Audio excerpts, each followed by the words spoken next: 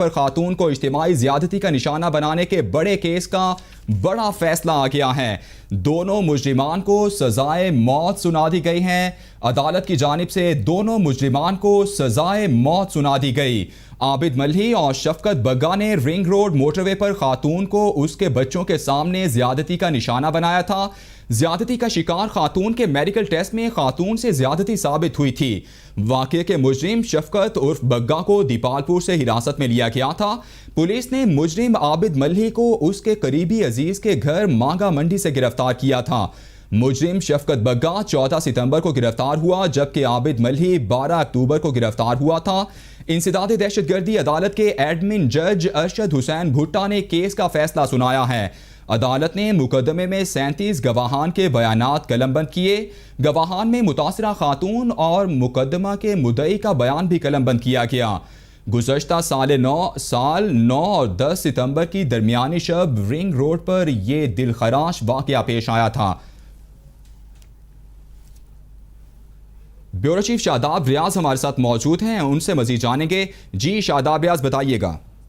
जी, इंसदाद दहशतगर्दी की खुसूसी अदालत ने मोटर ज्यादती केस के दोनों मुजरिमान जो है उनको मुजरिम करार देते हुए सजाए मौत का हुक्म सुनाया है। मुजरिम आबिद मल्ही और शफकत महमूद जो है दोनों को मौत की सजा का हुक्म सुनाया गया है, जबकि 362 दफात के तहत जो है मुजरिम को 14 साल, दोनों मुलजिमान को 14 साल कैद की सजा भी सुनाई गई है। जबकि 365 दफा के तहत जो मुकदमे में एक बार फिर उम्र कैद की सजा भी उनको भुगतना होगी।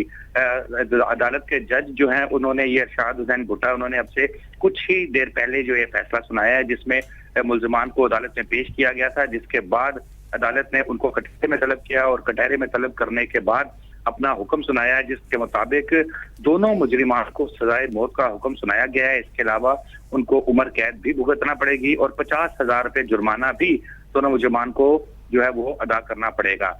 इंसदाद दहशतगर्दी के अदालत के एडमिन जज ने जो है ये कैंप जेल में महफूज फैसला सुनाया। अदालत ने मुकदमे में कुल 37 गवाहों के बयानात कलमबंद किए। गवाहों ने मुतासरा खातून जो है और उनके और मुद्दई मुकदमा जो है इनके बयानात भी कलमबंद किए गए। गुज़िश्ता साल 2020 में जो है वो ये की दरमियानी शब जो है उनको रिंग रोड के ऊपर जो रास्ता सियालकोट जो मोटरवे था वहां पर खातून को गाड़ी में रोक कर उसका पेट्रोल खत्म होने के बाद वो रुकी थी, जहां पर ये दोनों मुल्जिमान मौके पे पहुंचे। उन्होंने उनके साथ डकैती की और उसके बाद उनको ज्यादती का निशाना भी बनाया।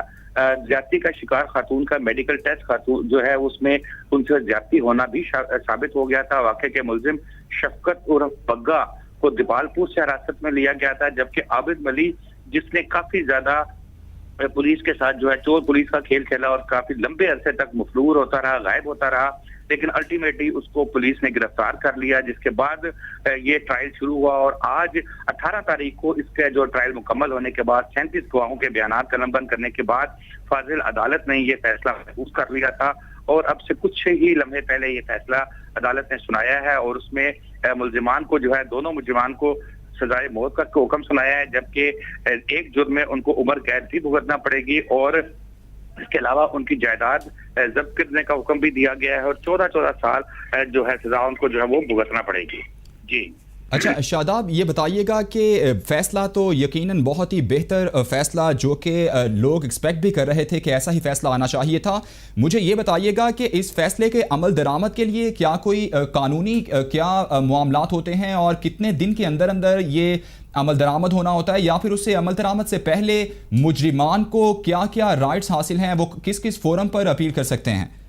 जी बिल्कुल, देखें ये इसमें जो दोनों मुजरिमान को आज यहाँ से सजा सुनाई गई है, जिसके बाद इनके पास जो पहला हक है वो लाहौर हाई कोर्ट में जो है वो जो खसूसी बेंच इनकी समाअत करता है इंसदाद दहशतगर्दी की अपीलों की, ये वहां पर अपील दायर कर सकते हैं और उस अपील के बाद अगर उनकी अपील वहां से भी रिजेक्ट हो जाती है तो उसके बाद उनके पास अगली रेमेडी जो है वो सुप्रीम कोर्ट ऑफ पाकिस्तान होगी, जहां पर वो अपील कर सकेंगे कि उनकी सजा जो है वो कम की जाए या खत्म की जाए।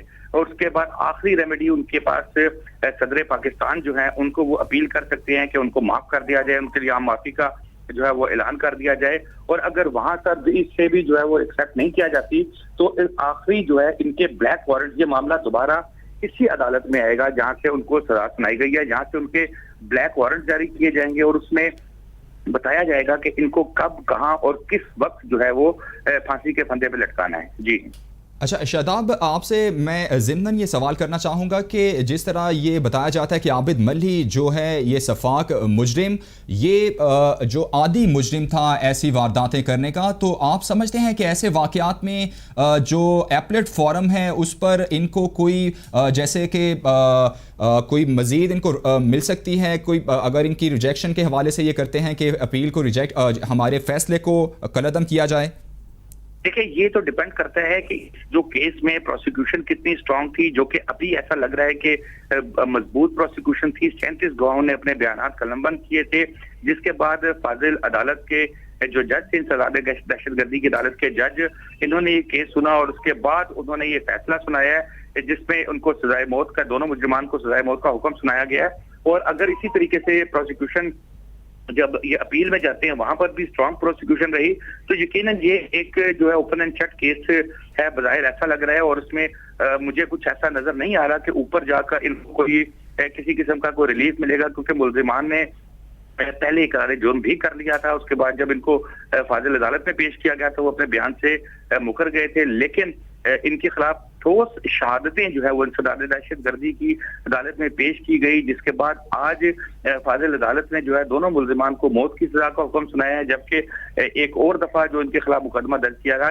गया था 362, उसके तहत दोनों मुल्जिमान को 14 साल सजा जो है वो भुगतनी पड़ेगी, जबकि 365 की दफा के मुकदमे में एक बार उनको उम्र कैद की सजा सुनाई गई है। जी। अच्छा शादाब, ये बताइएगा कि आप इन जनरली चूँकि इस वाक़या इंतहाई दिल खराज था और तमाम की तमाम अवाम की नज़रें इस फ़ैसले पर लगी हुई थी कि क्या फ़ैसला आता है, तो ऐसे में फ़ैसला इस तरह का आना, क्या समझते हैं कि कितनी ज़्यादा इस फ़ैसले की ज़रूरत थी कि ऐसा ही फ़ैसला आना चाहिए था? देखिए, मुल्जिमान के खिलाफ तमाम शहादतें मौजूद थी जो कि प्रोसिक्यूशन ने इनके अदालत के रूबरू पेश की, क्योंकि अदालतें जो हैं वो जज्बात में फैसले नहीं करती, अदालतें फैसले करती हैं एविडेंस पे।